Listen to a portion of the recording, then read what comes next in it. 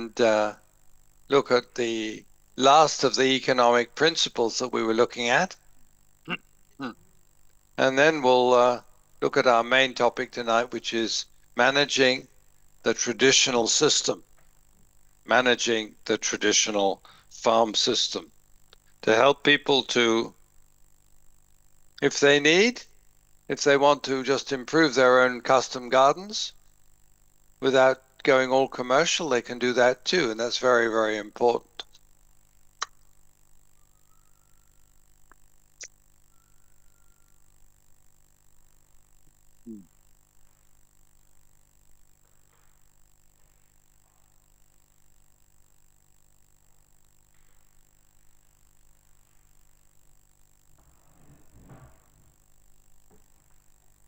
So, you remember that last time we were starting to look at economies of scale. What happens when you grow the size of something, when you farm 10 hectares instead of 1, when you keep 1,000 chickens instead of 100, your costs will go up, of course, but they won't go up 10 times. And as well as reduced costs per unit, you also have a number of extra benefits from being bigger. You're able to make savings. You're able to bring in specialized people. You're able to negotiate better with suppliers and with customers. So there's all sorts of advantages to getting bigger if you can. 4 areas that I mentioned there. Purchasing, so you've got bulk discounts and lower transportation costs. You've got technical economies, which means you can put in a more efficient production system, less wastage. Managerial economies, you can hire specialized labor and managers. You can have a bigger share of the market. And as well as that, you've got improved ability to bear risk because you can diversify your production. And that's really important. And you can get a better deal from the banks. You can get better deals from other investors who may be more interested to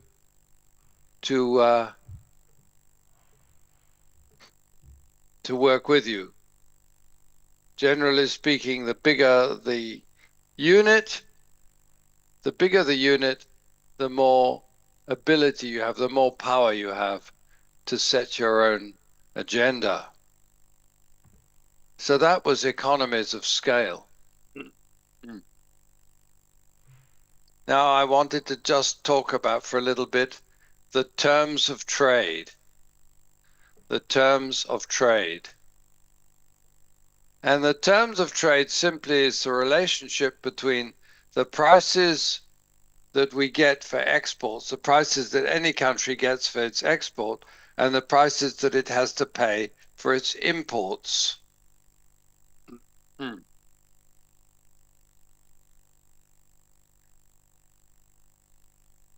So,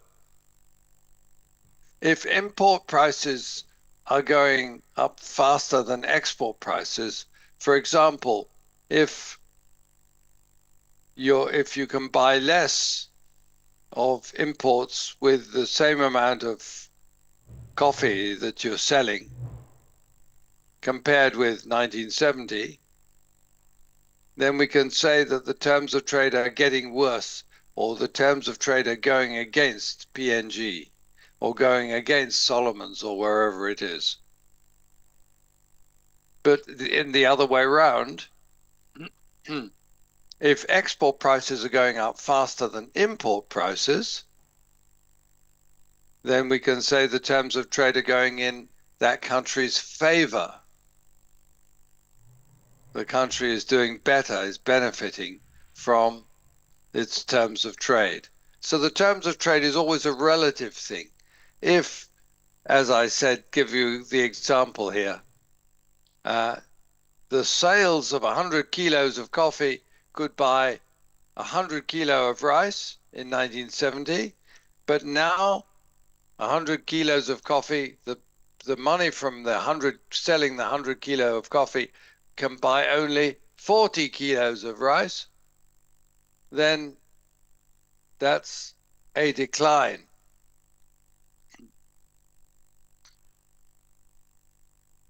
And this, from an economic point of view, is really, really important, because the general long-term trend, of course, there's variations in the shorter term, but in the long term, it's not a good story, really, because imports tend to go up all the time. Import prices tend to go up all the time when compared with exports. And when you think about it, all the time we have to pay a little bit more for whatever it is, motor vehicles, imported equipment, and all those things. So we're having to pay more and more all the time. And the relative price of imports is going up when compared with the exports. Sometimes export prices go up, yes, but the long-term trend in exports is not actually going up fast enough to match import prices. Imports can go up and down a bit, quite a bit, but there's no rise in in export prices that can match the rise in prices of imports. And that's a real problem.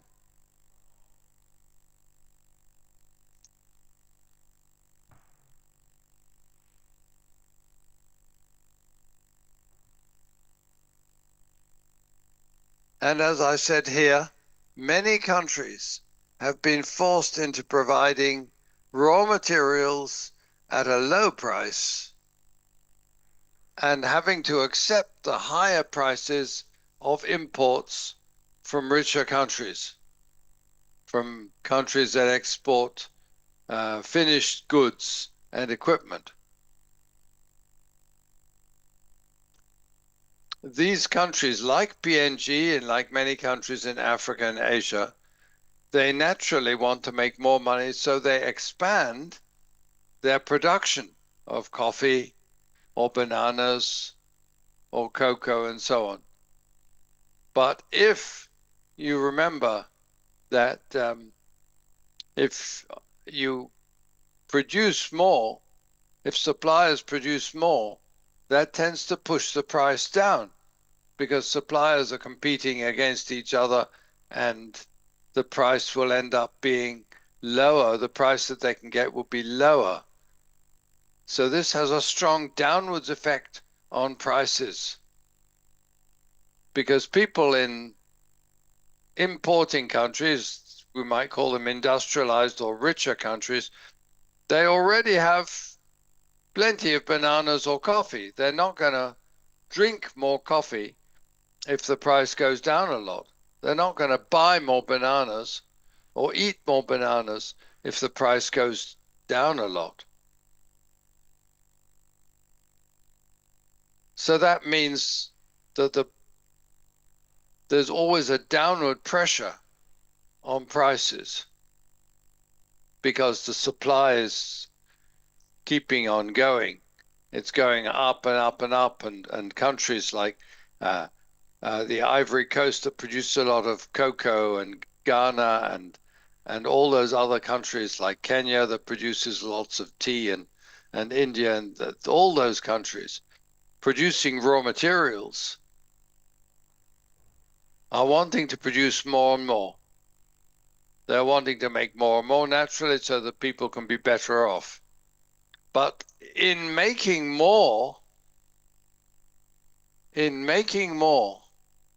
quantity, the price is always pushing on down,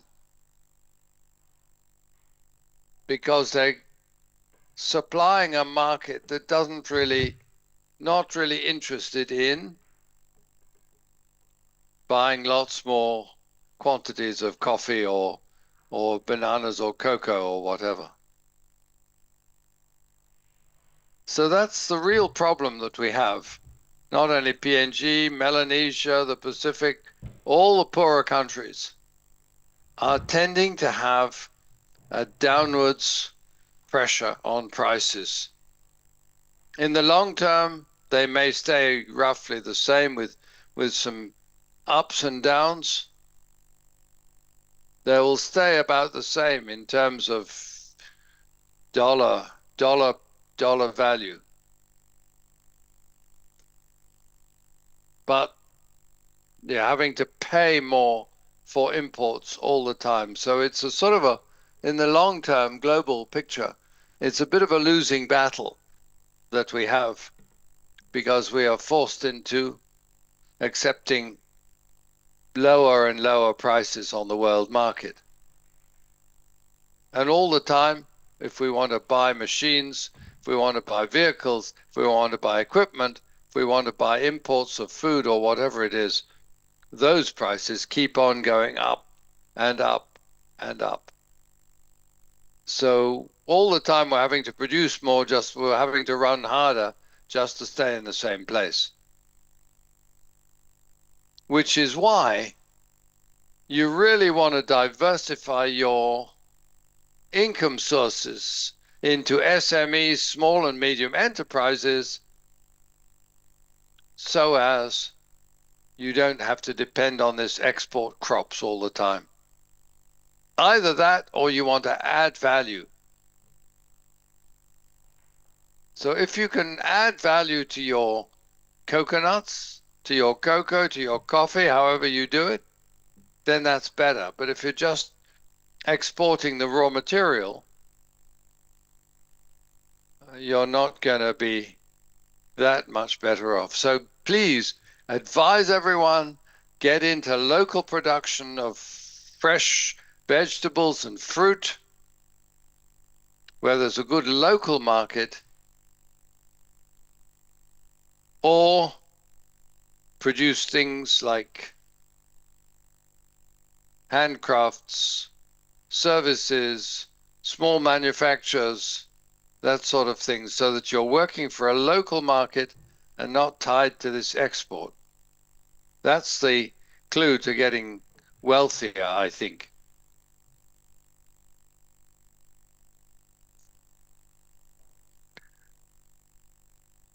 So any questions about that? It's not a good story in the end. It's a big challenge, but I think I have to point it out to you that that's how it works. That over the years we end up paying more and more relative to the export prices we get.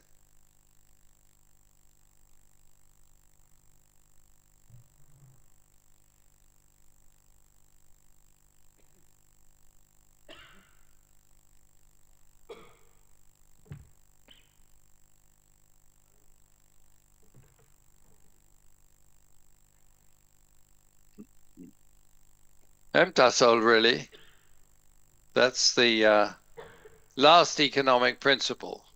So the lesson we can learn from that is concentrate on local production. If you are within a market that can absorb it, of course, if you're in Green River or somewhere like that, those people are producing cocoa because they can't get enough, they can't get close enough to a market to produce food for the local economy.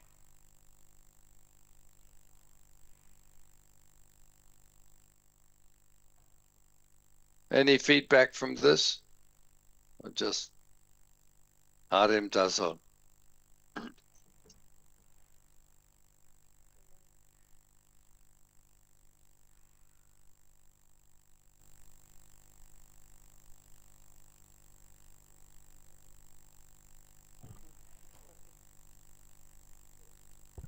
Who's absent tonight? Is it Don?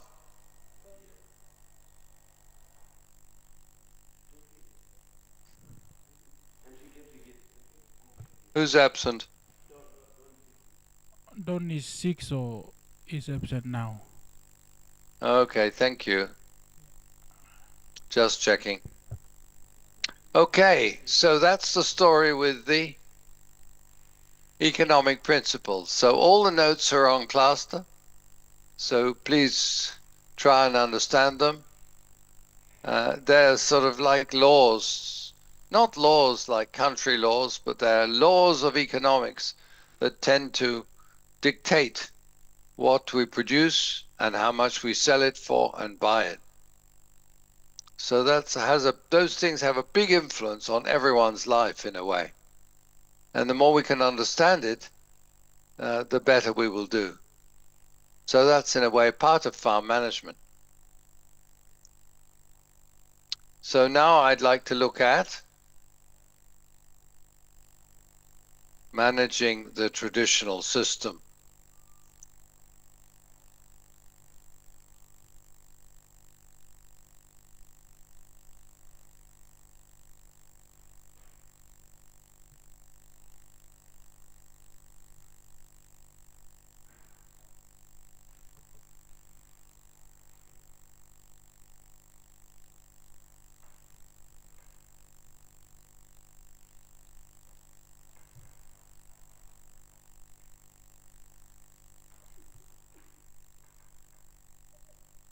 And the reason I put it in here is that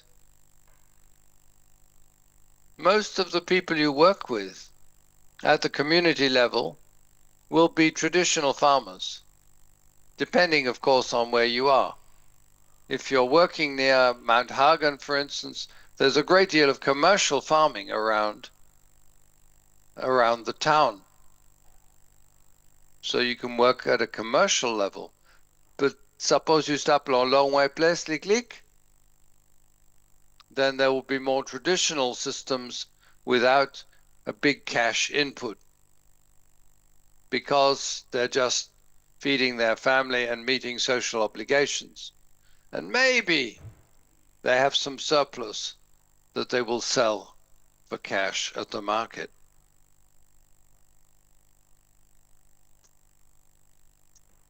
So today we'll look at the traditional system, and next Monday we'll look at creation care and how to try and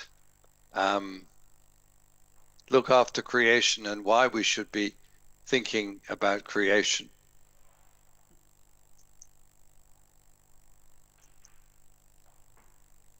And as we pointed out in the first week, traditional farming systems were sustainable. They used to be something that everyone could be happy getting enough food from the gardens that they have and eating well. But things are changing very fast. And we saw three big reasons why they're changing fast.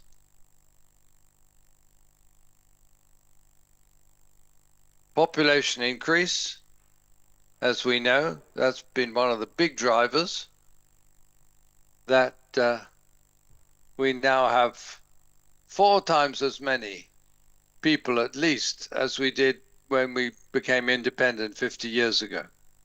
That's a huge population increase, one of the largest in the world, although it's slowly slowing down. So population increase means, of course, we have to produce more food. But I don't think we're producing 4 times as much food because we buy a lot in. There's a lot of food imports, and that is not just imported, but it's more favored in many places than local foods. It's much easier to cook a pot of rice than it is to grow cacao, harvest it, peel it, and use that in the family meal. So population increase is a huge cause of changing farming systems. The next thing is pressures to generate more cash. The economy now is based on money Money, money, money. Money for food, money for housing, money for shelter, money for education especially. Education has become a really highly valued asset for which people are having to work hard to pay for people's school fees.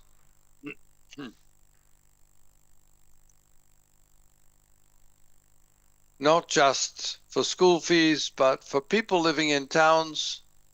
A lot more people are living in towns now, and they will buy their food from markets. They don't have space to grow it, which means that there's a price upward pressure. As you know, as we all know, prices are much higher now in the town markets than they used to be. Why? Because people are prepared to pay higher prices. Supply and demand. Demand goes up. If demand goes up and the suppliers are still roughly in the same place, then the price has to go up.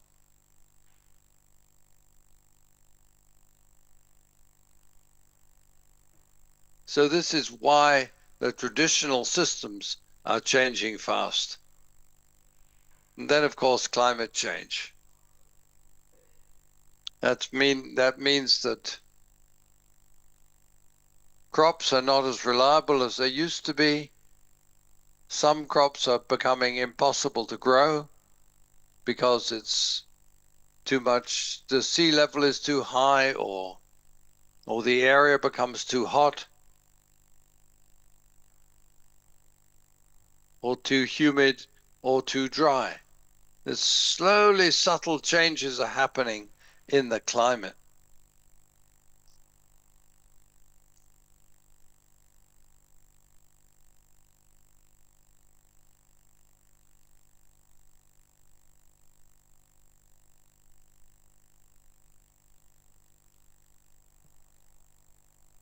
So, what are the results of this changes? How can we see the changes happening? The first thing is the fallow periods are shortening. Shorter fallow periods, where you might have left the land for 20 years before.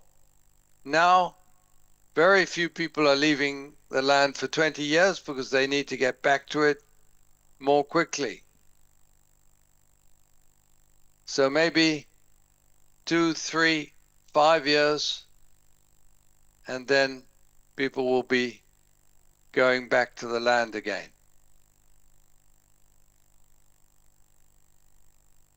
Has anyone seen that in their place?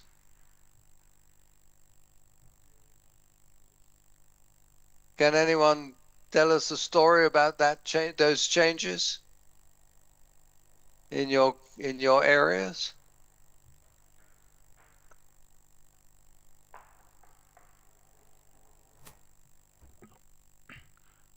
I want to tell about my community. Yes, thank you, Api. In my community, before the population was so little, few people were living in the community, so the land was huge. They had Right.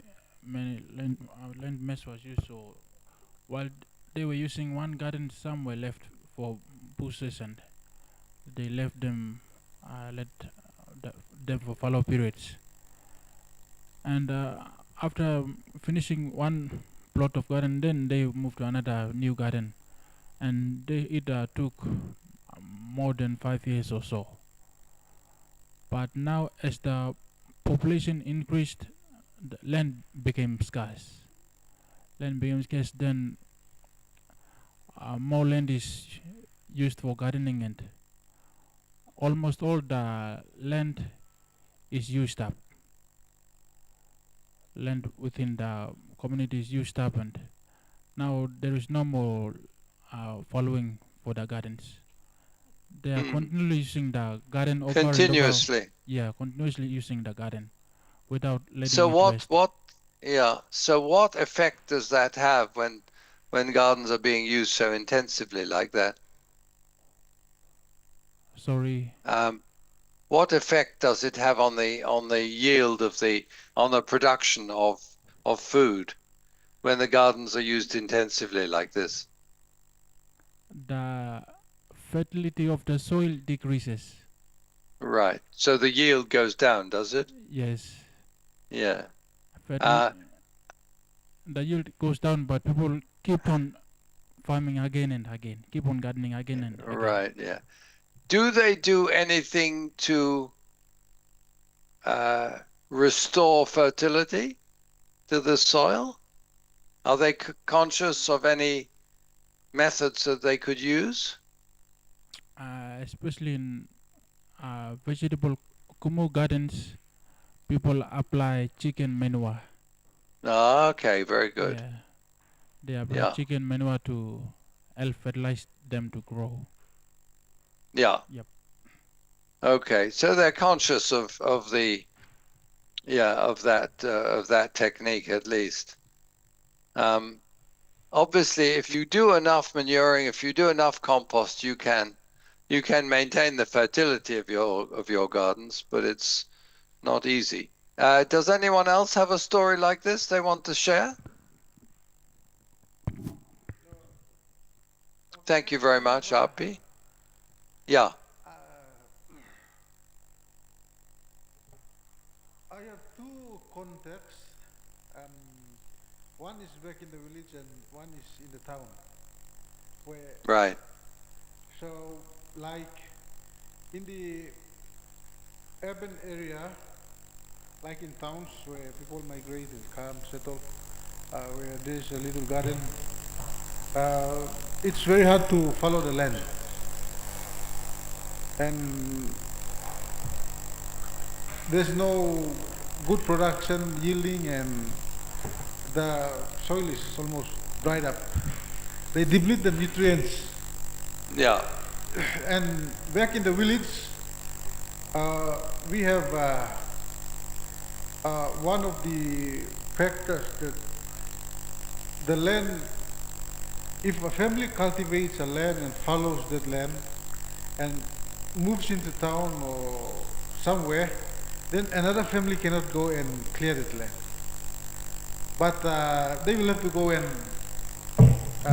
clear a new forest. And that's the difference we can see in population growth and land usage.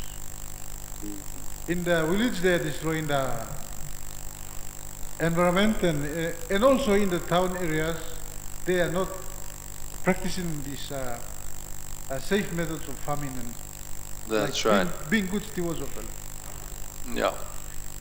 It's really great. Thank you. Thank you, Sino. It's really great that we are hearing about a consciousness and a real commitment to care for creation. I think that's one of the most important lessons that you have learned, that we have learned in this advanced diploma program. I'm really encouraged that our thinking is changing. But of course, we have to work out what to do. You've told us, Api's told us of the trend, of the changes.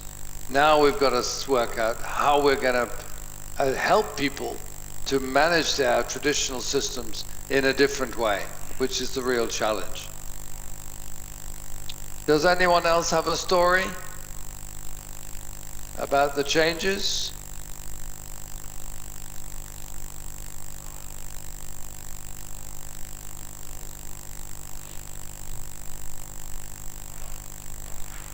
No, that's okay. I think many of you, if not most, would have the same sort of experience of changes. So, the fallow period is shortened. There are a few new crops, a few varieties, new varieties of cacao, for instance. There are changes of crop combinations like crop rotation and so on. Oops, let me go back up. For instance, now it's very common to see peanuts used in a rotation, corn planted with peanuts, corn planted with beans. There'll be a lot of interplanting. So that's one step ahead.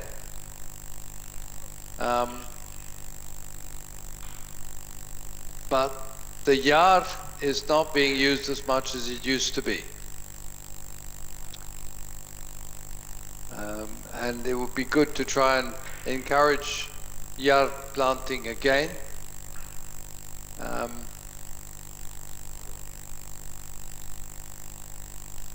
Kip, can you tell me if a lot of cashew trees are still being planted in your area? Yes, nowadays, today in my area, these casarina trees, they cut them to sale. So most of the trees are cut down, the young ones. The young ones, yeah. Yeah. So like for planting side, most of them are not planting the new one when cutting down. They're not planting. And from for the locals, the trees are now about to finish. So now they're slowly moving into the plantations and start cutting the trees. And those trees are for selling. They cut them and sell them. Yes, they sell them Yeah. for firewood, is that right? Yeah, that's right, for firewood and other Yeah. uses. But they are cutting the very young ones, not the Yes, yes, newly planted yes. trees. Thank you for that piece of local information. That does So- agree with the studies that I was reading. I've been doing quite a bit of reading about the changes that are taking place around the place. Well, I'm not a local. I can't lay down laws and anything about what people should do, but fertility and structure of the soil really needs to be maintained somehow. And that will mean that people, if they have the same piece of ground, they will need to work harder at making compost or bringing in manure to maintain fertility, I think. This is what we're looking at tonight, trying to work out what sort of methods we might be able to suggest to people. And changes in ways of cultivating. I read in the study that some people are actually adding organic matter to each pile of cacao, for instance. Is there any evidence of that from you people? Have you seen any changes in the way that people are actually cultivating their cacao? Or anything else?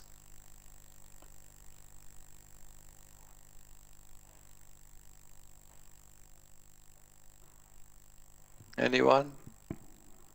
Yes.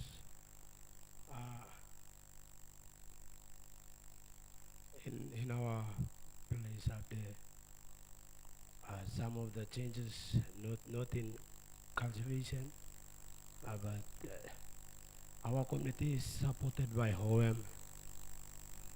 Yes, yes. You were saying in your essay, Oh, very yeah. interesting, that IOM has been supporting you. Yeah, so they are supporting us with new seeds, introduce seeds, or seed that they breed it or crossbreed it. Yeah, something like that. Yeah. That's good. That's an international organization, isn't it, Yeah. Kip?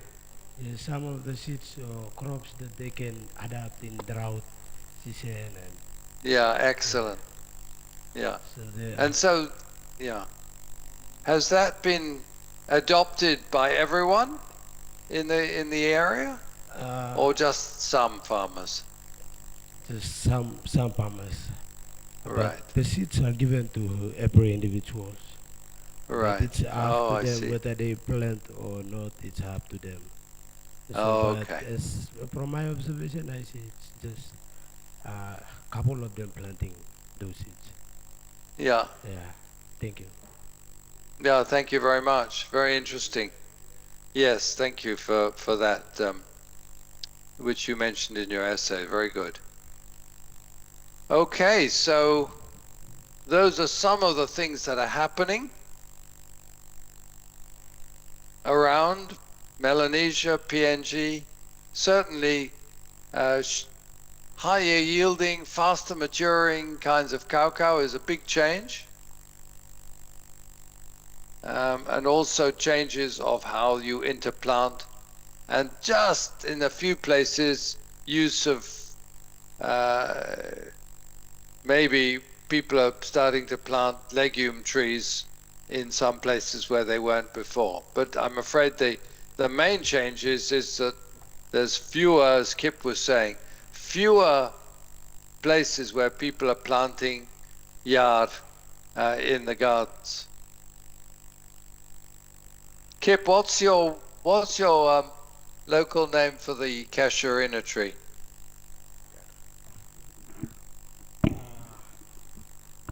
Local name in my language we call it Yeah, in your language.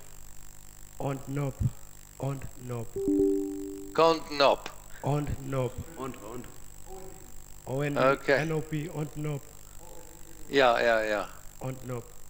Kontnop. Okay, thank you.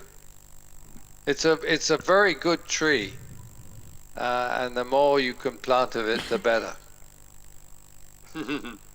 I like place talk. I like to get place talk words for all sorts of things, like shalom and so on. We did that before.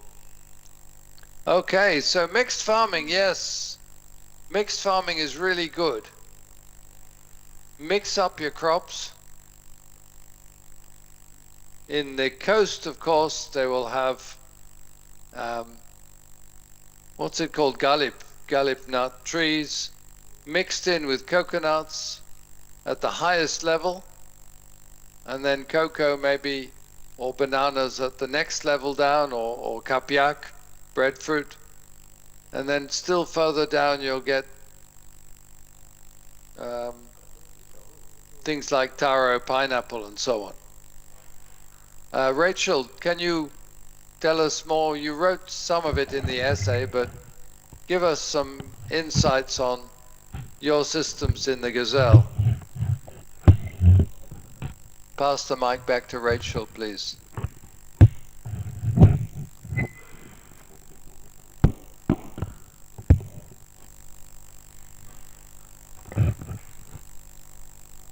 Yeah, in my home province or village, we still maintain the traditional way of farming.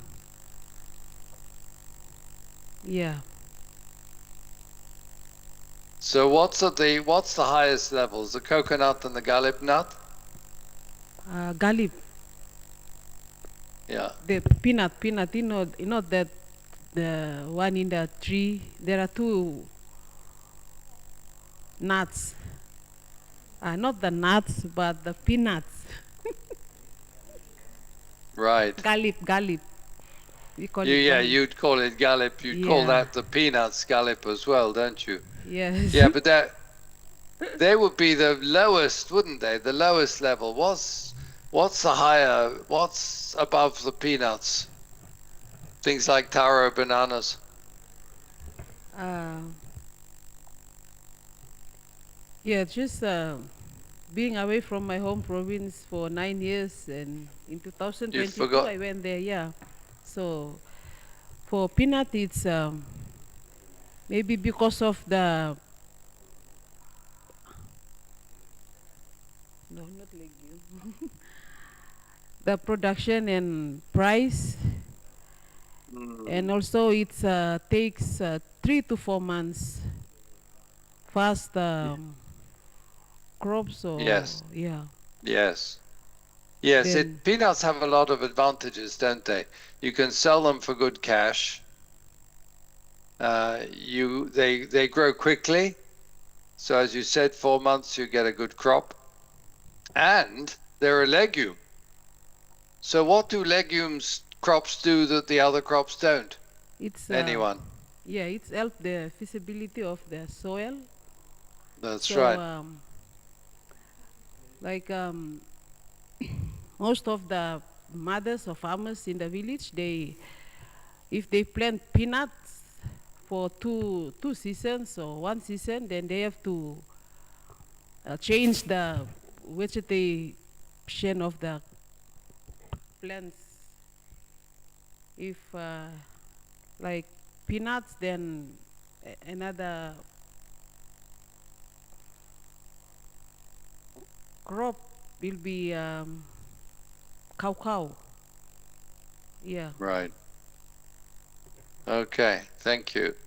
And in that way, it's quite similar to a lot of highlands gardens, where they'll also be planting peanuts as a rotation from cocoa. But a lot of things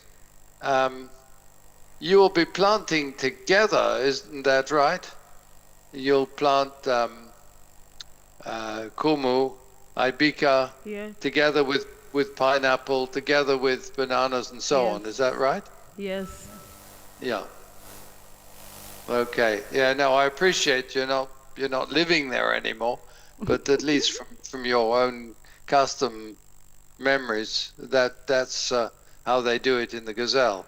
Multi-story, what I call multi-story gardens, because you've got everything from the coconuts up the top down through the tree gallips at least, and the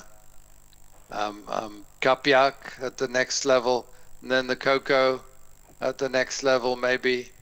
I mean, things are changing, of course.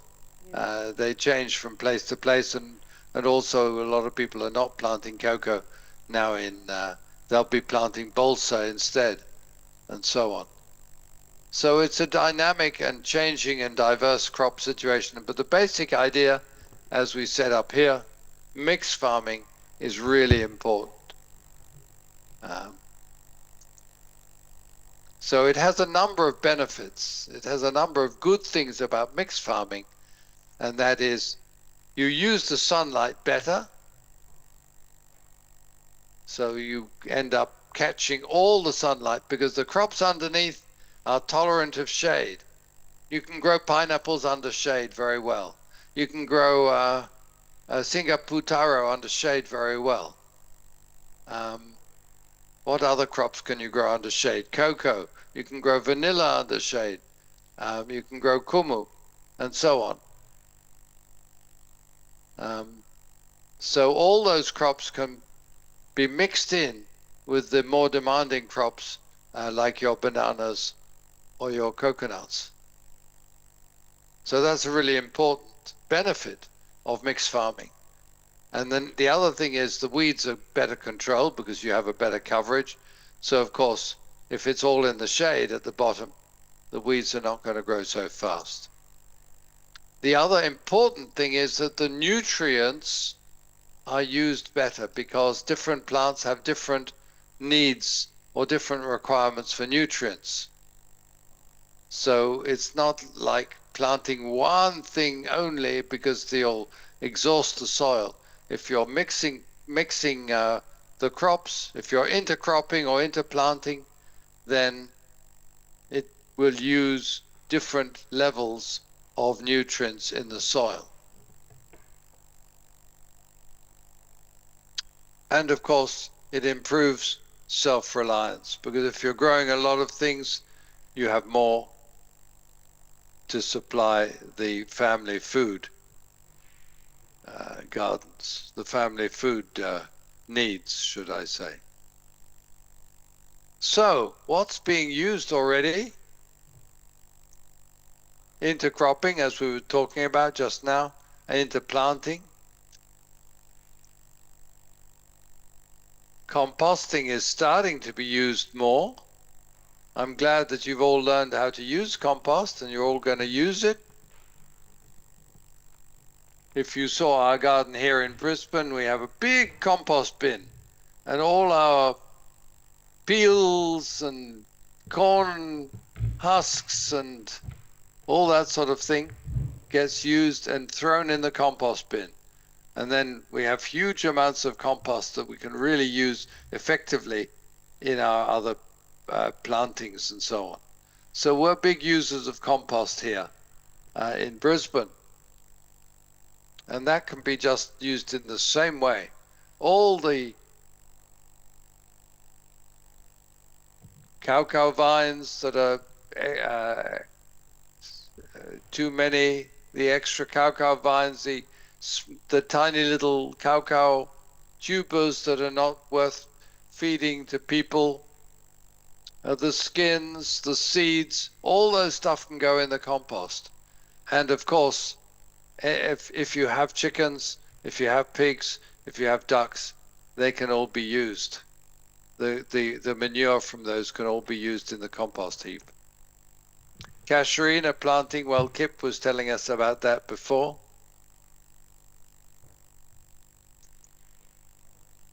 Rotating crops, cacao with peanuts, as Rachel was saying. Peanuts and then cacao. So these things are already being used in some places by some people. And our job is to learn about it from some people and spread it to others. And soil conservation. Spread tree slopes, spread tree stems, spread banana stems across the slope to stop the soil eroding too badly. The good thing about the gardening in the Gazelle, in Rachel's place, the soil is really, really fertile. Volcanic soil, they're so lucky.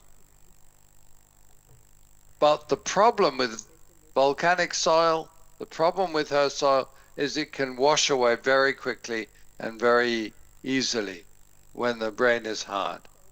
So they're starting to use proper soil conservation methods. Okay, so that's some things that are being used. And here I'm starting to look at now new low or no cost ideas to improve cultivation and soil health. The idea being it doesn't cost anything or cost very little, because people have to basically change their methods. Change their methods and learn all the tricks that they can to improve the health of the soil. I'm glad that you guys studied soil health. That's really the foundation of what we're talking about here. It's turning the soil health work and the compost into a farm management practice, really. So, let's look at a few ideas. One is called green manure crops, which is to grow crops and then plow them in. Another one is to use legumes like peanuts or beans or even soybeans, which are a wonderful crop because they can extract nitrogen from the air like all legumes, and you end up with a very highly nutritious crop. So it gives you really good protein when it's cooked. It's not like peanuts, you can't eat them raw. It's like other beans where you have to cook them. Cover cropping, that's putting growing crops that will cover the ground after you finish your cacao. Legume crops again, but they're used more just to cover the ground. They don't give us any food. Use of animal manure, of course, in compost or direct. So where I say here direct, you can put animal manure straight on your field, but make sure it's well rotted. Well rotted. Why do I say that? What happens if you take fresh manure and put it into the field.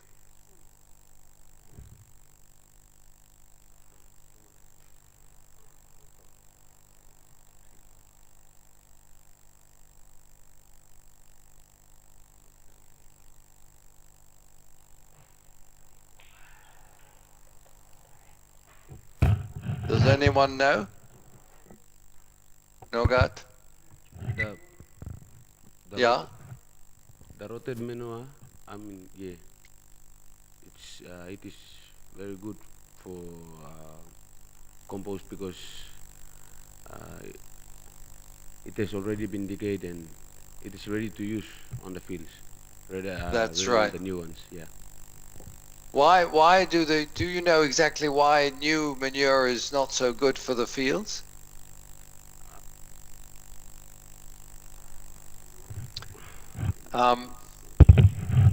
The reason is that the process of breaking down the things in the manure actually takes nitrogen away from the crop plants, you see. So manure only can release its full grease when it's rotted down, because to start with, the initial process of decay of the manure doesn't release the nitrogen, it actually absorbs nitrogen from the air and the soil. So if you were to throw in fresh manure into your field, you would see that the crops are not doing really well to start with. So please make sure that the manure sting good. Yeah? Pekpekplo, pulmokau, kakaruk, pig, pato, all of those. Make sure that they're well rotted before you put them in the field. If it's fresh, you can put them in the compost, and of course you will end up with very good compost. And you can get really good compost with only maybe 20%, 10 or 20% manure, because that will really improve the compost quality greatly. Any questions or comments about the manure? Yes. One question. Yeah. Yeah. The decaying of the manure, especially here in Chelsea, we have layers and breeders. So the Yes. especially the layers, the well rotted manure, it's not. I mean, it's much more effective. When you put it directly onto the the plot or the plant you are trying to apply, it kills the plant. Mm. Yeah. You mean the fresh one, not the Not ones that are not, not only the fresh ones, but the decayed, also the well rotted rotted one? ones. Yeah. Oh, really? Okay.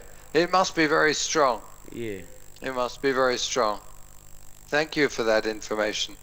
In that case, what you have to do is either wait longer, or make sure that it's well mixed with your litter, deep litter, or else compost all of it.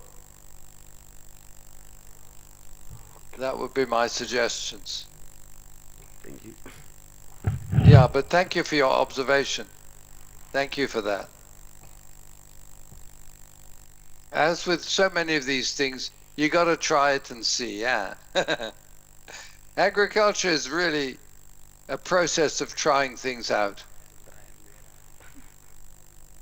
Okay, as I said, plant casuarina or other leguminous trees like Gliricidia or Lucina, Lamtoro, if the area suits it. Lucina had a bit of a problem with tiny little binatangs that were eating the leaves. Is it still like that? Does anyone still use Lucina trees, Lamtoro?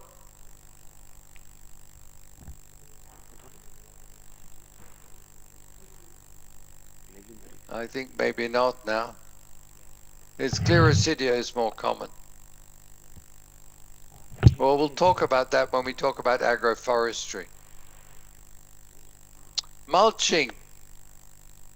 Throw all your weeds, your straw, your grasses onto the veggie beds as a mulch.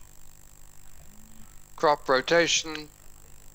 You see, all these things are things you could try, different things in different places, with the aim of keeping that soil health going. Soil conservation using vetiver grass. I'll show you all these things. This is cowpea.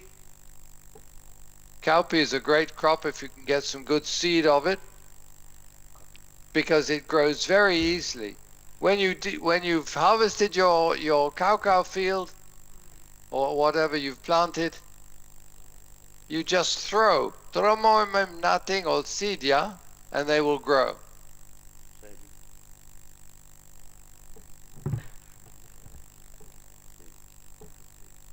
So cowpeas are very good. There are other crops that you can use as well, but that's the one I would recommend from experience to use as a rotation crop. It's easier than peanuts, and it gives a much better coverage of the ground. And sometimes you might even plow the whole thing right back in like a green manure crop, what we call green manure, which is this. I'll show you. Peanuts, cowpeas, soybeans return nutrients to the soil, and they're also a source of protein. So there's lots of advantages to planting legume crops. So green manure, here we are. I don't know exactly what type of crop this is that they've grown, but they've grown a very thick layer of green crops that they're just going to plow the whole thing in. And then it's the same as we were talking about with manure. You wait a few weeks when the crop has been plowed in.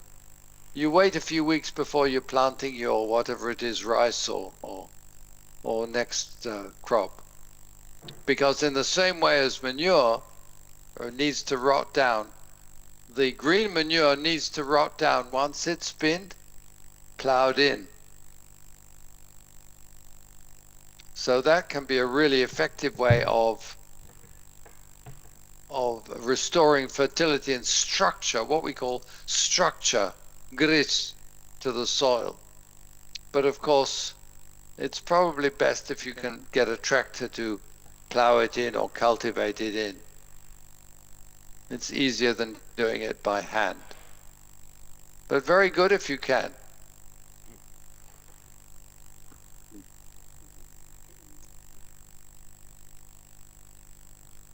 So cover crops, if they're dug in fresh, they're called green manure. That's the technical term for it.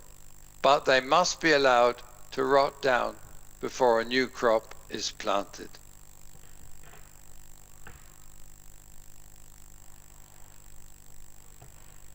Check with your Didiman or Didimeri for their recommendations in your area, what cover crops, what green manure or cover crops will be best.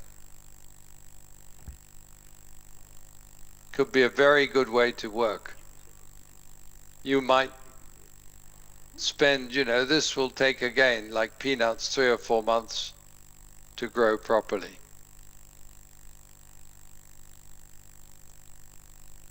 Soil conservation. I think you would have all learned a lot about soil conservation in your soil health class last year.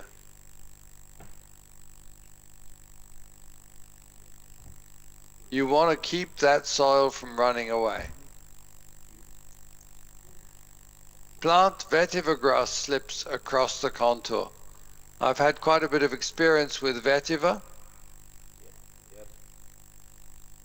Do you know where to get your vetiver at CLTC? Where is a good place to pick up vetiver? Clinic. At the clinic, exactly. So I'm very grateful to some people many years ago who planted vetiver before anyone really was talking about using it as a soil conservation. And one year, I think 2019, we planted vetiver in a row along the the road to farm side, and you can still see some of the plants there. Unfortunately, not all of them survived. So vetiver is a fantastic thing if you can plant it across the slope, 15 to 20 centimeters between the slips, and then allow for about a meter or meter and a half of vertical fall. So it's not vertical as measured down the slope. It's not 1.5 meters measured down the slope. It's 1.5 meters of vertical fall. We'll see in the next picture. That's a picture of vetiver along there. That's an amazing picture, actually. And this must be rice. And that's the vetiver grass. And then up here, let me get the... So here's the vetiver. And this is rice, I assume. But they should have planted it a bit. They should plant vetiver another. I would have hoped to plant it along there or even along there so that you have more closer spacing of the vetiver grass. And then here again, you see this is a real, at least they've put down some mulch here, right over here on the right. What do you think they're planting there? It looks like peanuts. And the slopes are very, very steep, very steep. So although they've got good barrettes there, which is great, you'll always be losing some soil over the years if you don't have serious soil conservation measures. Any questions up till now?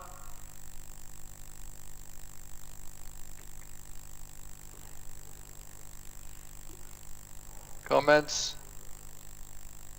No? Okay. Take a 2 minutes break, please. Not long. But have your malolo now, please.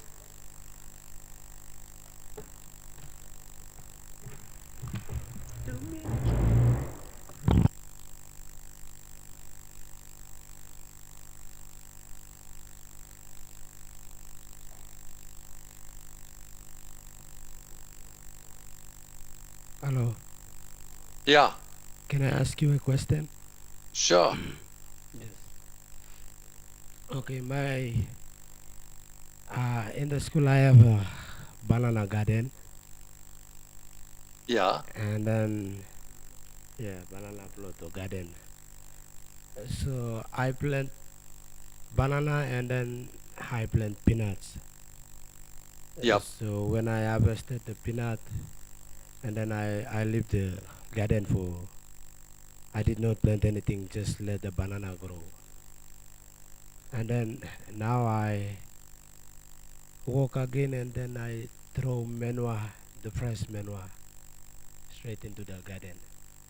And by looking at the bananas, they are not growing well, and like it shows the sign of shortage of nitrogen. And so I was heading mulch and then mulching and manure, and yet I haven't seen any change in those things. And now I am trying to plant the legume plants, but I don't trust in those because I have put many things into it, especially the nitrogen source. I put them, many of them, so I know that this land will be fertile, but then the banana and the plants, they are not growing well. So I don't know how to solve them. Yeah, that's my question. Well, thank you.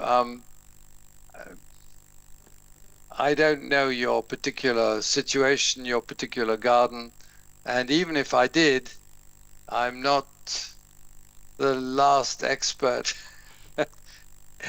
on the the local cultivation and so on. My suspicion is that you had this issue, the same sort of issue as you had as we were talking about before. Maybe the manure was too fresh, or maybe it's still breaking down in the soil before it can release its nitrogen to the bananas. And also, you might need other kinds of elements, trace elements, because nitrogen will tend to be in the manure. You might need more potassium or phosphorus. You might need another trace element. It can be a bit tricky to work out what's actually missing in the soil for a particular crop. Use compost as well as manure, and add your ashes, sitlofaya, add that also to the mix. That's all I can say. Kip, thank you for your question, though. Yes, thank you. And another question again. From the picture that you shown us, the grass, kunai grass. I don't know what is the name of that for the land conservation. Yeah, vetiver Yes, grass. that's the yeah. Well, that plant when I look at it when it grows from the root, and that soil is very dry. It's very dry, and how does that plant protect the soil? Okay. What happens is if you plant it right and it grows like this, it will form a barrier which lets the water through but not the soil, because it slows down the escape of water, so that if the water is going very slowly, the soil is not carried along with it, but the soil falls down to the floor. So it may look dry. I mean, I think that's probably mulch along that line there, but vetiver is an effective way of conserving the soil. Of course, if the soil itself is lacking in nutrition, vetiver is not going to actually add nutrients. It's going to just make sure that the soil, the good soil, does not run away down the hill. Thank you. Okay? Yeah, thanks very much for your questions. Okay, well, if people are still happy to carry on, that's fine, and we can finish a bit earlier. Hem good? Lo yupla?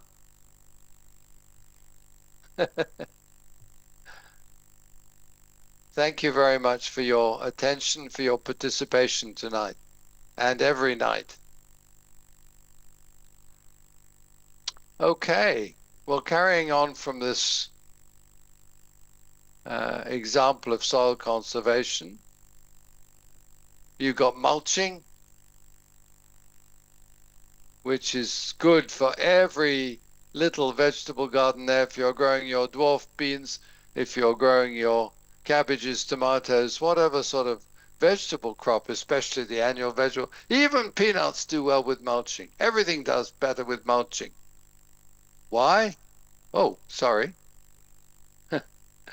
Why? Because, well, why is mulching good? Any answers there, please? Someone else? Pass the mic to someone who hasn't spoken yet. Joel, Stuart, David. Protects the sun from drying up the nutrients in the soil. Yes, that's right. It means that the sun doesn't cook the bare soil. Yeah. What's another thing that's good about mulching?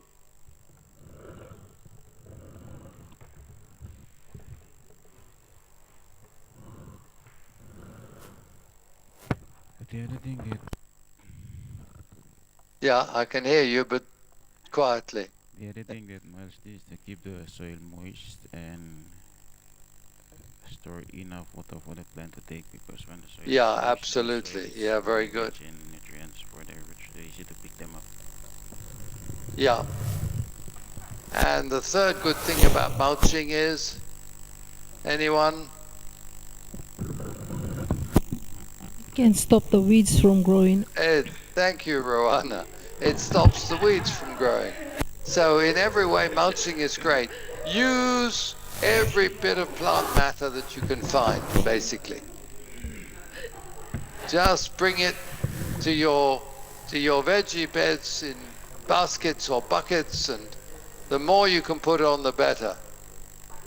But just leave your little space between the mulch and the plant, huh? Don't forget that. Leave a few centimeters around the actual plant. Otherwise, the plant itself will suffer from fungus diseases or sickness if you pile the mulch right up to the soil. As you can see with the picture, yeah? You looking good, huh? You got ligligarere between the plant and the mulch. All these things can make a difference. There's not one magic solution, but if you use all of them and more innovative ideas, you can make a real difference to people's custom gardens.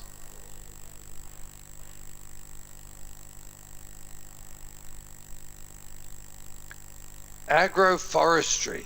This is a new idea that's sort of the same principle as the Casuarina, the yard in Hagen Gardens, the Compnot, but used in a more, maybe in a more systematic way by planting rows of trees that stay there for a long time, and planting annual or food crops underneath or next to those trees. So that's called agroforestry. So you get two benefits. You get the crops, and you get a sort of semi-protection from the worst of the sun and rain, and you get the trees themselves can be useful for fertility, for firewood, for poles, and so on. So in the highlands, as we were saying, Casuarina seedlings should be or are planted in the food gardens with the cacao crop. They grow during the two crops or crop rotations, and within a year or two become big enough to survive the fallows. That's the custom system. So they are left to grow until they're pretty big, and as Kip was saying, as you were saying before, you can cut them down and sell them for firewood, or you can even use them for house building materials, because the wood splits nicely, and it's a very very effective piece of timber. And I think you don't lose much in the way of soil fertility because there are big trees. I'm guessing there are a bit, but I would certainly encourage the trees to grow as well. Now on the coast, in the lowlands, it's a different story, of course. You've also got yard tree there, a different kind of yard. But the main thing that is used in the lowlands, in the coastal areas, is coconuts and cocoa are established at the end of the annual crop phase.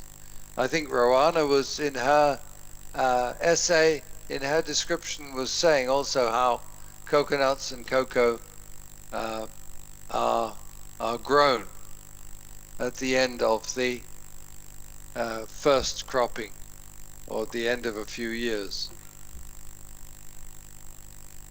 But there is also scope for establishing other leguminous trees in lines, in thick lines, right through your garden area. And the thing about Gliricidia is that it's not as fancy filtered shade as the Lucina. You have to be a bit more careful with Gliricidia in cutting them back every year or two, you have to cut, let's say in the line, you cut back every other tree. So then you end up with a bit of a rotation of Gliricidia. You don't rouse the tree altogether, you just chop it back some. So that has a lot of potential as a cropping system, farming system.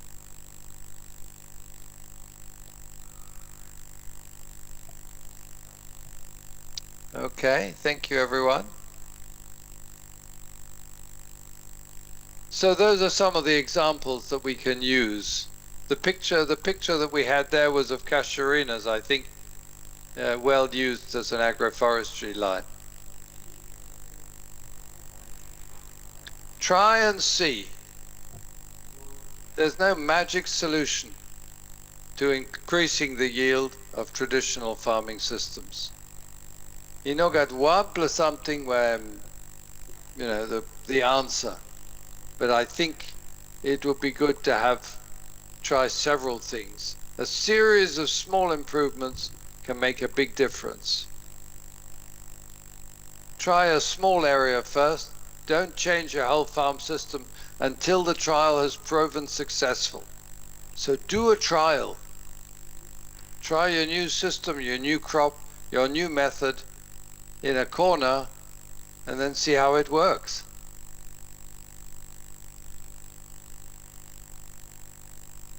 And here's my things. Be a curious, inquisitive person. Notice all the variations in crops and farming systems that people adopt. Some people will be better farmers. Some people will be innovative. Farmers are always observant, careful people who try and notice new systems, learning from their neighbors and from their own experiments.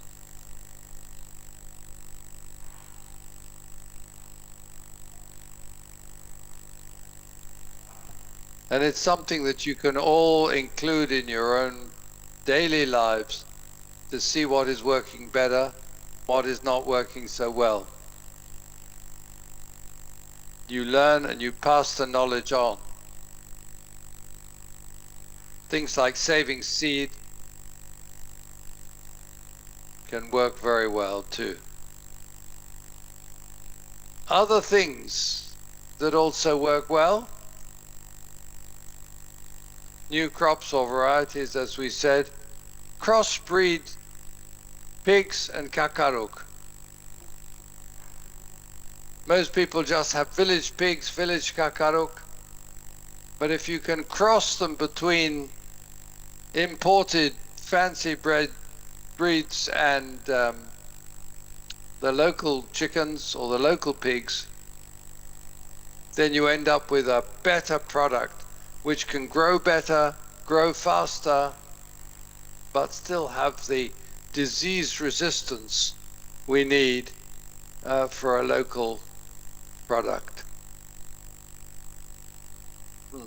So look for the best local chickens, find imported ones like Australorps, the black kakaruk are very good, and cross them with the local chickens, or cross the Tamworths, the land races, the large whites, cross them with the local pigs, and you get a good result. Maybe different times of planting, change the times of planting, or raising livestock, fattening them up for Christmas. So for instance, if the Christmas time is coming up 8 weeks before then, you get your day-old chickens and you raise them so they'll be big for 8 weeks, and then you'll get a much better price because it's Christmas. And people will pay more, won't they?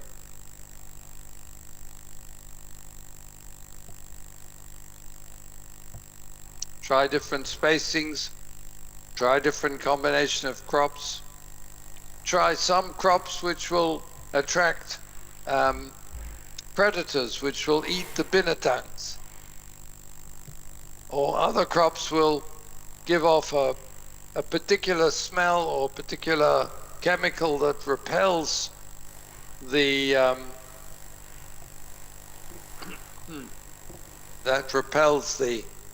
the harmful insects. Faith gardens or backyard gardens, you know all about that. It's really good, if at all possible, to encourage people to grow their kumus, their vegetables, right next to their house, as far as possible. Even if they've only got 10 square meters, even a small garden, a really small garden, can make a big difference in the family food, because you can farm it much more intensively. You don't have to walk 15, 30 minutes to your garden. It's right there. And all the wastewater, all the waste compost and so on can go into that garden. Farming God's way, well, you know about it. Integrated pest management. That's ways of managing pests without using too much chemicals.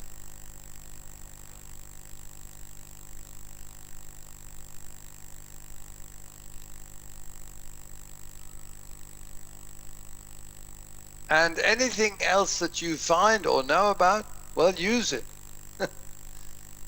I think, you know, in a total way, there must be hundreds or thousands of different ideas and new techniques that people are trying.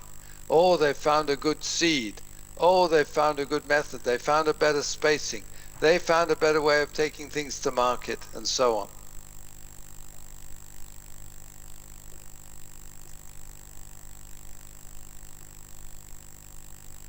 Now, I've just put some references here. This is a really good website that we'll have a look at in a moment. It's a lovely story about a Solomon Island village. And then I put lots of wonderful resources on Cluster.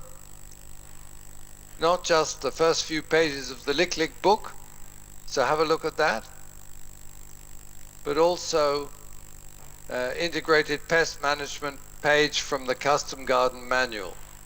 It's one of 4 on Cluster. So all these resources have gone on the course planning section, which is called Managing the Traditional System. The Custom Garden Manuals are wonderful resources from Solomon Islands, but very applicable to the whole of Melanesia. I encourage you to download and read them.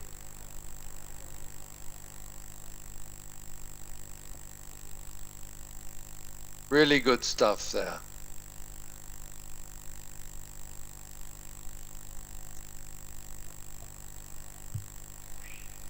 Now I just want to show you a video, and I'll see if this works. I'm not sure, but let's give it a try.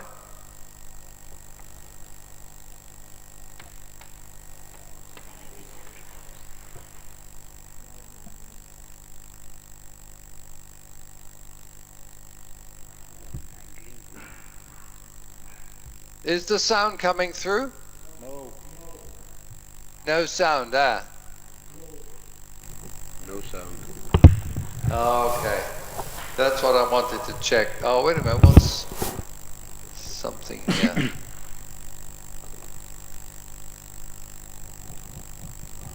Let me stop that, and I'll try again.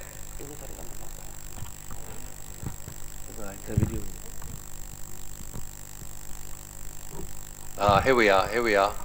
I think that will be better.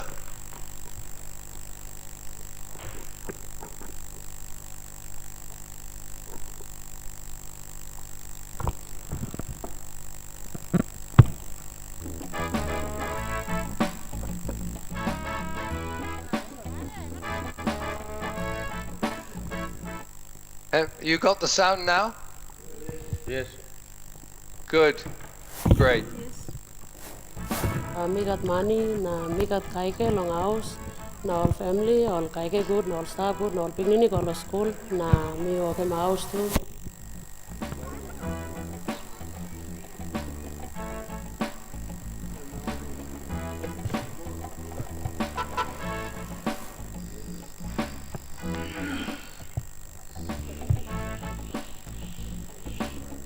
Farmers here in Mount Hagen have been farming since 10,000 years ago. The inherent knowledge in the farmers is there. And for us, the secret was to provide a market for them. But poor logistics and infrastructure have been a problem.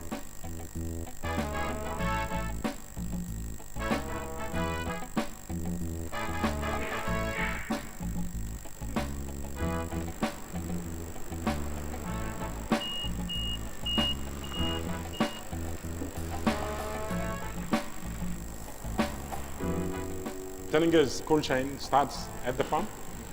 Each day when the farmers bring in the produce into the depot, our quality assurance guy checks it.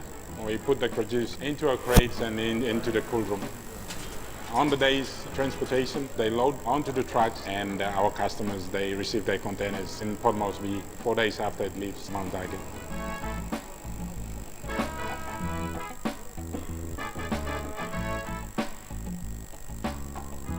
I'm telling them time. I've been bringing the training for production and cost. Now I'm helping me plan. Helping how long got the man me plan? How long me can control him all chemical na long side for safety me too. Na long Arab consumers too. 2013 and me been planning legally clothes on 1,500 seater can something was that's only coming up now. Me na planning all 3,000 to 4,000 seats me can plan.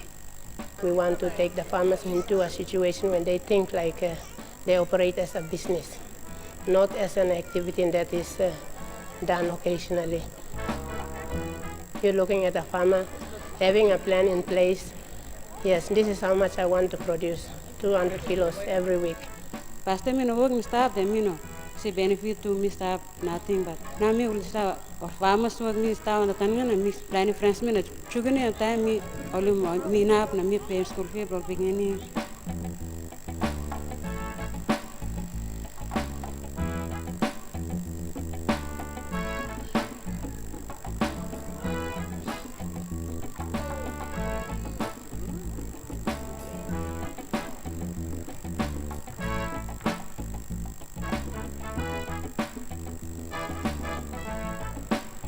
Compared to the past, where almost 50% of the fresh produce got rotten and lost, we now have loss rates between 2 to 5%.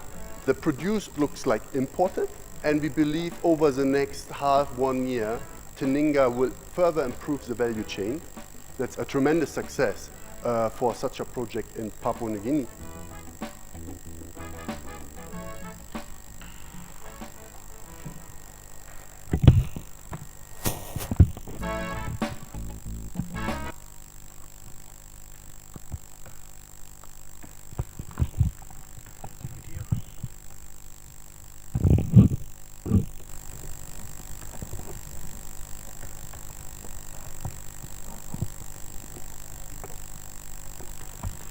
So how was the quality of the video? Any feedback, please?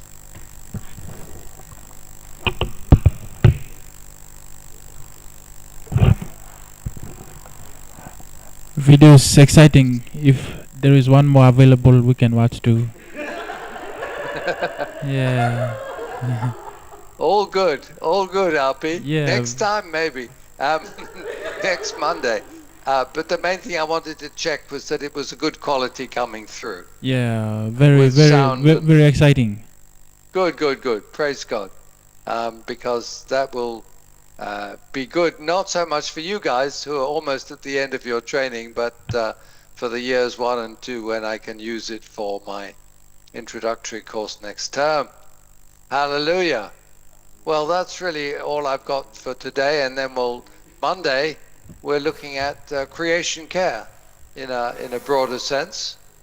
Have a great trip tomorrow, field trip. Don't forget to take lots of notes, pictures if you want, and include it in your final assignment. And then after the end of next week, of course, the week 9, you will have an exam. You're doing well. Keep up the pace, and that'll be really great for all of us. So pleased to be working with you. Kip, did you have something to say? No, I have something to say here regarding Okay. the field trip. We bring our own lands or city provide for our lands? Yeah, can you bring your own lunch, please? Oh, magarap now. Yeah. That's all I can say for now. I mean, talk with Paul and the others, but I think it's probably a self-reliance lunch for now.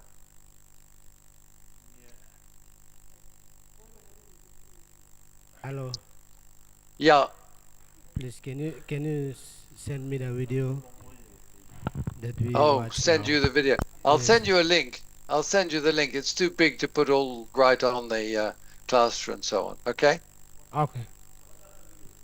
Yeah. Oh, and let me just show you what it looks like, the web page that I had there. I'll share.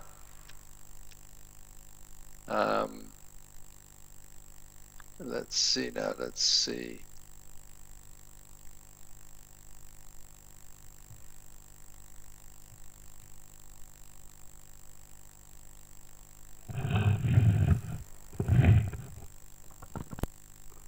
Sorry, I am not going to find it easily today. So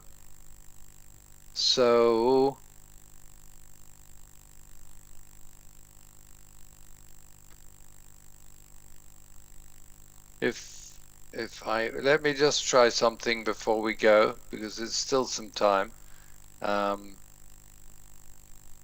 Close that and go back to this there, and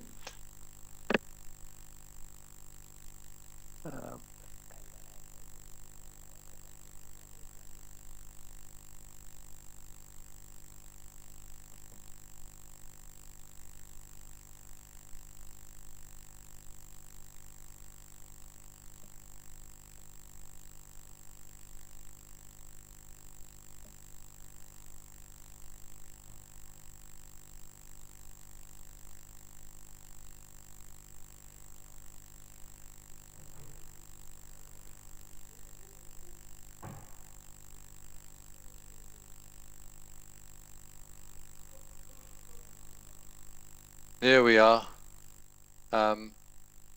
It's a beautiful site from a great organization called Mongo Bay, and they put on lots of great, wonderful news from all over the world about local solutions to local problems. So I would really recommend this one. It's about Banyata, which is a village on the southwestern shore of Rendova Island in the western province of Solomons.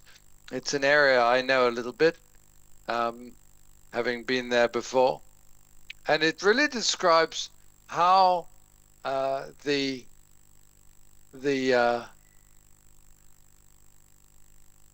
great variety of local foods is managed. So you can see the residents practice an ancient agroforestry system that intercrops 20 edible species and features the nali nut, which is the galip nut, the tree.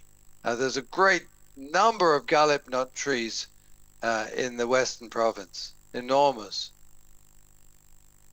And they talk about 132 species in their diet. So it's really beautiful, very beautifully written, but based on a scientific study. So I would really recommend you go onto the web and use the link that I provided in the PowerPoint, and go into have a look at the website and the whole local food system that they have.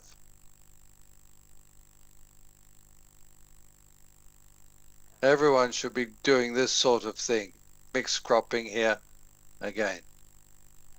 So, good. Thank you very much. An interesting day with lots of participation from you, which has been wonderful. Yeah.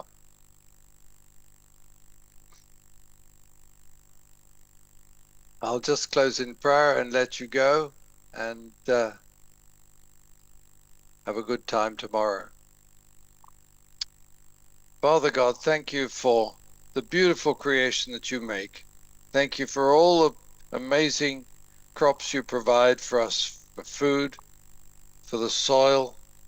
Help us to use these ideas that we've shared today to improve the fertility, to improve the production of the soil and the creation that you give us.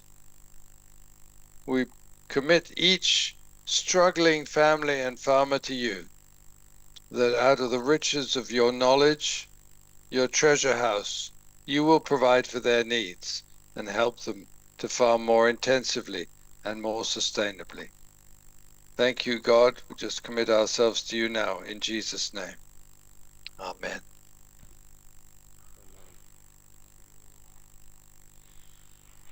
Thank you. Thank you very much, everyone.